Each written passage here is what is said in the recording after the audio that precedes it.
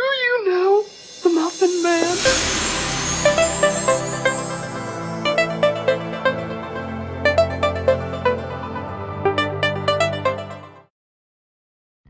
Welcome back, everybody, to another Max Rarity deck profile. I'm Muffin Man TCG, aka Alex Baker, and today we're going to be going over a deck that's been highly contested in the last couple of months. Or I shouldn't say contested, really quite the opposite. A lot of pro players have been bringing this up as a bannable deck, or I guess banning the main card of the deck, which we're going to be starting straight out here. ADP RCST Algapalkia with 2 attacks. The main attack here is Altered Creation, and it's really kind of what the deck is built around. For a metal, you get to do more 30 more damage from each of your Pokemon for the rest of the game. And with an extra water, you actually get to take an extra prize whenever you knock out the defending Pokemon. And so this is an extremely powerful attack, allowing you to really just kind of charge through any 1-prizers, and even the 2-prizers don't really stand a chance, because obviously 2 plus 1 is 3, and you only need to knock out 2 of those in order to take the game. So with the extra 30 damage bonus, that really sets up for a large amount of opportunities and a large amount of tech options, taking a lot of the more powerful attackers in the standard format to a new level. It also has a second attack, which is very powerful as well, Ultimate Ray, for a water metal colorless, doing 150 plus likely the extra 30 from Altered Creation for 180, knocking out Crobats, knocking out Eldegoss, knocking out Dedenne, basically all the support Pokemon. We're knocking all of those out with just a setup attack, in the text underneath Ultimate Ray stating that I can attach 3 of any basic energy from my deck to my Pokemon in any way that I like. So, for example, I can take Metal Energy, I can take Water Energy. There's even decks out there that take other types of energy as well, and just attach those to whatever Pokemon they would like. So RCST Algapalkia, definitely the backbone of this deck. We play 2 of those to make sure that we can at least guarantee 1 of them in the deck without having a high opportunity to prize them. Now, the other main attacker in the deck is going to be Zacian V. So Zacian V, we should all know this guy by now. Very powerful 3 energy attack for 230 damage, 3 metal energy requirement, which we can very easily get onto the board with a bunch of energy accelerating options. ADP is a great energy accelerator, but we also have additional energy accelerators in the format as well, in the form of items. So we have that 230, but you can't attack the next turn, unfortunately. So you're going to have to find a switch. You're going to have to find a way to reset this attack if you want to loop them over and over again. We actually play 2 Zacians. You'll see a lot of lists out there play the 3 Zacians, some of them even playing 4, just to maximize the consistency of the Zacian V, mostly due to that ability. So the ability here, Intrepid Sword, allows us to just draw 3 cards off the top of our deck. It doesn't end our turn, but especially on the first turn of the game, we're usually just attaching to ADP, and we're just going to end up passing. So just drawing 3 cards instead seems like a pretty good alternative. If we do find any metal energy off those 3, we get to attach them directly to Zacian V, so it can actually be its own energy accelerator in its own right. Now, a couple of other attackers that we have in the list are Milotic V, which is a water-type attacker, extremely important in the format, as 2 big decks are coming out. There's Centiskorch VMAX, and then there's also a really interesting Torkoal V deck coming out, and this beats both of those right out. Without even using the Altered Creation, you can load up a Milotic V and just start chaining knockouts. Milotic V with 2 attacks, Aqua Impact the first one for a water and 2 colorless energy, does 10 damage plus 50 more damage for each retreat cost in the defending Pokemon. So, for example, Centiskorch VMAX has 3 retreat, so that would be 50 times 3 plus 10 is 160, times 2 for weakness is 320, which is conveniently as much as Centiskorch has health. Now, Centiskorch can apply energies such as the Heat Fire energy, which allows them to get 20 base damage or 20 base HP more. There are also tool cards that you can attach to beef up that HP a little bit more as well. But if we are able to use that ADP's GX attack, we are actually getting over any sort of health modifiers that Centiskorch can provide. That extra 30 damage with weakness becomes an extra 60 damage. So they would need to beef up their Centiskorch 70 HP in order to not get one shot for 4 prizes, which is absolutely crazy. So Milotic V definitely finding its way into this deck. It also provides a really good tech attacker against that Torkoal V deck. And some other fringe attackers out there as well. Welder is still a really good card, so there's no reason why Milotic V can't be a force to be reckoned with in this format, especially when it's so easily powered up. Its second attack is also useful, Hypno Splash, for a water and 3 colorless energies. Does 150 and puts your opponent to sleep, so you can actually use this for kind of a stalling type attack, although there's a lot of switching outs in the format right now, so not really advisable to use it unless you're facing against a Pokemon with like no retreat or something like that. But I'll say in most of those types of decks, you'll probably just want to be going with Zacian or ADP itself. Now, the other tech attacker we have in here is Zamazenta V, or Scamazenta as I like to call it. It has a absolutely ridiculous ability, which allows it to just be immune to any VMAX Pokemon.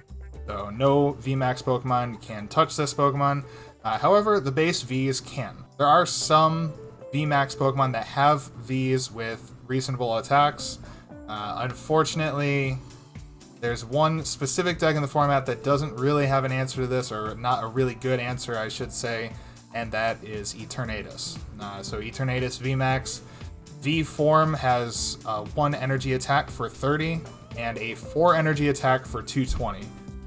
So neither of those actually outright knock out Zamazenta, and there's no way you're getting 4 energies on an Eternatus V without getting knocked out first, because that deck actually doesn't have any energy acceleration for the most part, unless you plan on playing the Hydreigon, which is just way too clunky.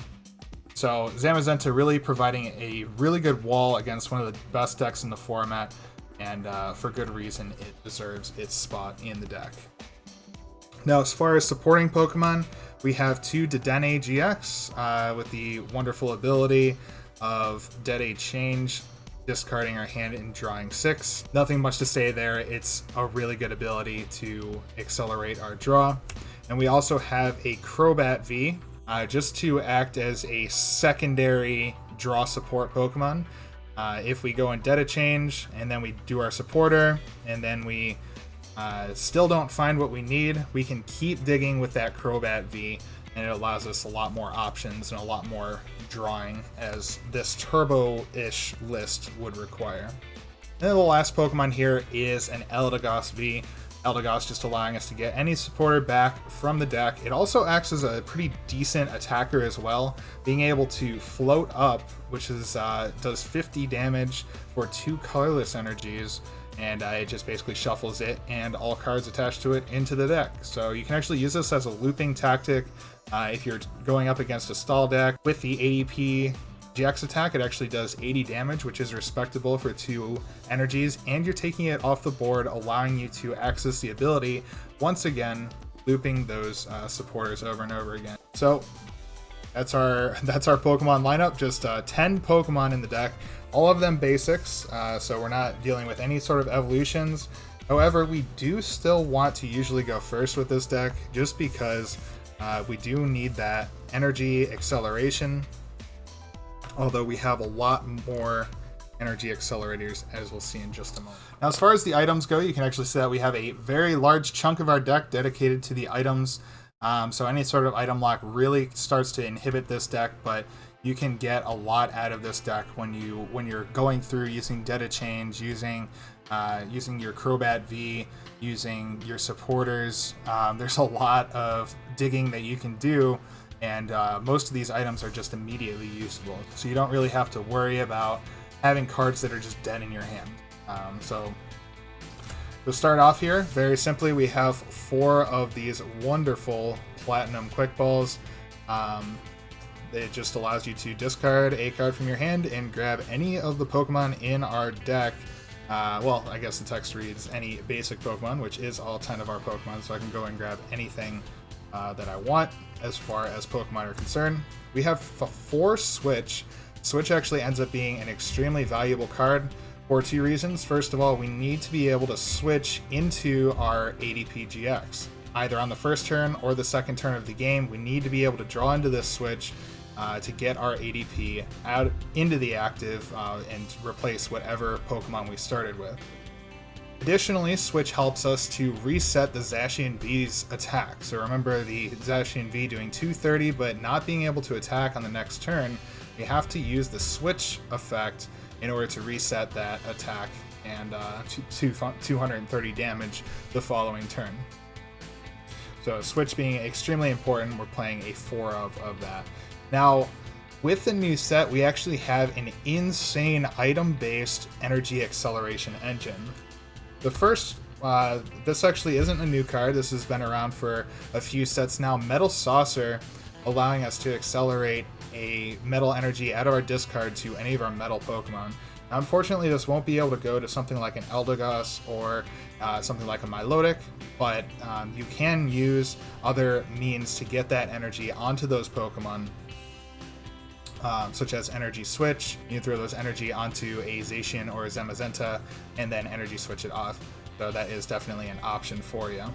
Additionally, we have a new card out of Darkness Ablaze called Turbo Patch. So Turbo Patch allows us to flip a coin and attach an energy from our discard pile to any non-GX basic Pokemon. That non-GX text actually becomes extremely important because we can't just Turbo Patch directly onto our ADP. We actually have to Turbo Patch onto one of our benched Pokemon, or one of our attackers, I suppose, and then we usually have to use like an Energy Switch or something like that to take that energy up to our ADP. Or we can use Turbo Patch in the later turns of the game to accelerate to one of our attacking Pokemon, like Zamazenta, like the Milotic, the Zacian, even some of our support Pokemon can use those energies as well. Now, once we have these energy acceleration options, these Metal Saucer and Turbo Patch, we need a way to move that energy from those Pokemon up to the ADP to use the GX attack very quickly. And actually, this list is specifically made so that we can access that Altered Creation GX attack on the first turn of the game. So if we're going second, we can go attach a water energy to our ADP, Metal Saucer to the bench, or Turbo Patch to the bench after we've discarded an energy to our discard pile, and then we can energy switch that up onto our ADP, giving us 2 energy, 1 water, 1 metal, giving us the full effect of that GX attack on the first turn of the game, which ends up usually being the game. Now, the rest of the cards in here are more just kind of supporting, making our deck a little bit more consistent. Cherish Ball, another option to get us our ADP. We want to make sure to get the ADP out of the deck, get an energy on it, and then we can either pass the turn or use Intrepid Sword or whatever. Actually, the first couple of turns of the game for ADP end up being very, very linear. Either you are turn 1 GXing, or you are turn 1 attaching, turn 2 GXing, and then turn 3 Ultimate Ray. So you're going to GX, then Ultimate Ray, and then you're set up and good to go, and you should be able to close the game out as long as your opponent doesn't have anything to say about it. Air Balloon giving us another couple of options to get our active Pokemon to the bench, replacing it with our ADP GX. So the Air Balloon just being a good switching option, especially if maybe even if I have a Zacian that's attacked, I can switch to a Pokemon that has Air Balloon, and then I don't even have to spend energy to retreat that Pokemon out of the active. Big Charm is another tool card that is huge in the format, giving our ADP GX 310 HP, allowing it to avoid the likes of those 300 HP attacks. Things like your Charizards, your Mewtwo's, even Baby Blounds needing an extra energy to knock you out. Big Charm is just extremely important to push that HP over the edge. Even on things like your Zacian V, it can allow you to avoid certain attacks that would normally do 230 damage, aka another Zacian V, so it actually just pushes our HP up above and gives us a chance in a lot of matchups that might be a little bit sketchier because of those higher damage outputs. And finally, we have two one-ofs. First of all, we have Great Catcher giving us another Gust option, an item-based Gust option. A lot of decks are still playing Dedenne, and we can feast on Dedennes quite easily with this deck. And finally, we have a single reset stamp. I've been trying to include a second reset stamp in these types of decks so that we can come back in the game if our opponent gets a very fast start, or maybe if we have a slow start, we can get back into the game. Stamping your opponent down to one card is so game-changing in almost every situation. If somebody takes a knockout on our ADP, taking 3 prizes, and then takes a knockout on our Zacian V, taking another 2 prizes, we reset stamp them, and we can buy a couple of extra turns for us to maybe get our energy accelerating engine up and running. So reset stamp is extremely important for that particular reason. Alright, on to the supporter cards here. The supporters are actually very straightforward in this list. You can actually tech out your supporters quite a bit using ADP, but in this case we have 4 Professor's Research, the most cookie cutter draw support engine we have in the format. We have discard our hand and draw 7 cards. Being that we don't have an actual draw support Pokemon that just kind of stays on our bench and keeps drawing us cards, we have the likes of Dedenne, we have the likes of Crobat, but allowing you to just automatically push 7 cards into your deck gets you so many resources, and those resources get you ADP GX attacks on the first or second turn of the game almost every time. This Professor's Research just makes the deck so incredibly consistent. We want the max count of 4 in the deck. Marnie is a really good option for limiting your opponent's resources at the end of the game. Maybe if they start to stack resources in their hand, maybe they search for energies, and Marnie that away, giving them only 4 cards, almost like a judge effect, but you're always throwing whatever's in their hand on the bottom of the deck. And when you do that, it forces them to either shuffle the deck to find that resource, or they have to draw into the same resource from the remaining cards in their deck. Or maybe even if you're on the second turn of the game, where your opponent has maybe 30 to 40 cards in their deck, you can Marnie them, and it's very, very unlikely for them to draw into the same resources that they currently have in their hand. Marnie, just an extremely beneficial draw supporter. Also draws you 5 new cards, so if your hand is not that good, you can throw all those on the bottom of the deck without having to lose them. You know, you can access them later on if you really want to, but just allowing you to get 5 fresh new cards guaranteed is very, very good for you. And then lastly, for our supporters, we have Boss's Orders. So Boss's Orders, very staple card right now. Lysander effect, Gust effects, always good in the format. Boss's Orders allowing us to have access to our opponent's bench to take that final knockout, especially when we're taking extra prizes on knockouts with our ADP GX attack. Taking those 1 prizers off the bench, taking the likes of Dedennes, Crobats, Aldagos. Those are easy access for us because of the Boss's Orders. And then finally here, just a couple of extra trainers. We have 2 Viridian Forest. Viridian Forest just allowing us to discard any card from our hand and find an energy card out of our deck. So let's say we're in the first turn of the game, and maybe we just want a water energy. I can actually discard a metal energy to grab a water energy, and I can use either Metal Patch or Turbo Patch to get onto maybe like a Zacian or any other basic Pokemon that's not a GX. And then use the energy switch. So Viridian Forest just kind of synergizing very well.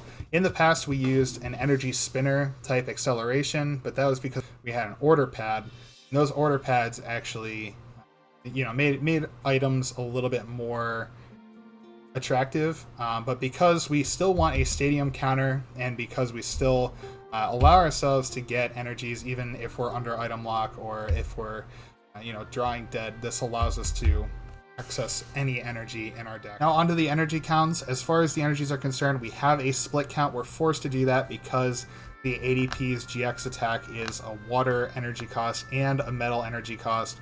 A lot of our attackers, mainly Zacian and Zamazenta, have metal type attacks only. There's no colorless. I guess Zamazenta does have one colorless in its attack cost, so it can utilize that dual type energy. We have 8 metal energies in our deck, and we have the 3 water energies. You'll see a lot of decks out there going a 9-2 split instead, and that's because they usually aren't playing the Milotic V. If you have the Milotic V, usually you need 1 energy on the ADP, and then you need 1 water energy on the Milotic V, and if you have one prized, unfortunately, it makes it very, very difficult to do that. So if you have only 2 energies and one of them is prized, it actually makes it impossible to do that. So we want to make sure that we're always being able to access the water energy when we need it. So 3 water energies is perfectly fine. Again, we can utilize these for both the Zamazenta and the Milotic and the ADP, so it actually does become quite useful to have 3 of them. And then again, having a majority of our energy being metal type energy because of that Zacian's triple metal energy cost. And that's going to do it for this max rarity deck profile. ADP making its statement in the format. It's no different from the last format, actually. Even though it's lost some of the consistency cards, such as the order pads, the acrobikes, it's still a force to be reckoned with, a very large force to be reckoned with, very well into the tier 1 category. Thank you for watching The Muffin Man Presents, and we'll see you in the next max rarity deck profile. Muffin Man!